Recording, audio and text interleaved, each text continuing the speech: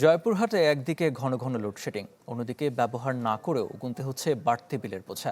এতে ক্ষুব্ধ গ্রাহকরা। যদিও পল্লী বিদ্যুৎ সমিতির দাবি, খুচরা পাইকারি পর্যায়ে দাম বাড়ায় তুলনামূলক বেশি বিল গুনতে হচ্ছে গ্রাহকদের। হারুনুর রশিদের রিপোর্ট। ধান গম ভাঙানোর মেশিনের ব্যবসা আসলাম শেখের। পল্লী বিদ্যুৎ সমিতির 2টি মিটার দিয়ে চলে সব কাজ। সমস্যার কারণে একটি মিটার গত বছরের আগস্ট থেকে বন্ধ। অথচ এবছরের মার্চে সেই মিটারে বিল আসে 46,000 টাকার বেশি।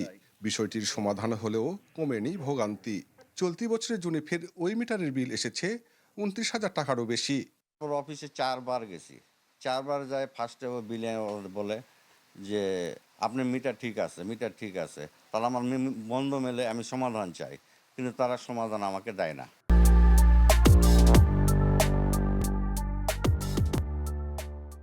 আক্কেলপুরের মাতাপুর ব্যাপারীপাড়া গ্রামের শামসুন নাহার বাড়িতে ছিলেন না প্রায় 1 মাস।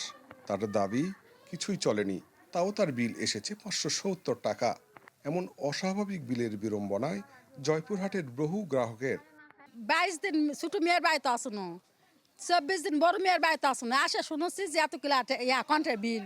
কারেন্ট থাকে না, আবার বিল আসে 500-700। বিল বেশি আসতেছে এবং বিদ্যুৎ নাই। হ্যাঁ, প্রতি রাত্রে বোধহয় 10 মিনিটও বিদ্যুৎ থাকে না। যদিও পল্লী বিদ্যুৎ সমিতির দাবি, বিদ্যুতের ব্যবহার বৃদ্ধি, খুচরা ও পাইকারি পর্যায়ে দাম বাড়ায় বাড়তি বিল আসছে। ইউনিট কম থাকলে পরে বিদ্যুৎ বিল বেশি আসার কোনো সুযোগ নাই, কারণ এটা কম্পিউটারাইজড বিলিং সিস্টেম। এখানে বিদ্যুৎ বিল অটো জেনারেটেড হয়।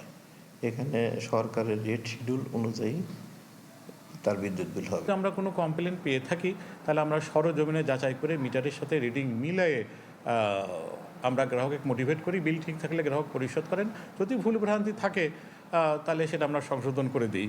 আর ইচ্ছাকৃতভাবে যদি ভুল ভ্রান্তি থাকে বা দায়িত্ব পালনে অবহেলার কারণে যদি এ ধরনের ভূতেরও বিল হয়, তো আমরা এর বিরুদ্ধে কঠোর ব্যবস্থা নিই। জয়পুরহাট পল্লী বিদ্যুৎ সমিতির গ্রাহক আছে 2 লাখের বেশি।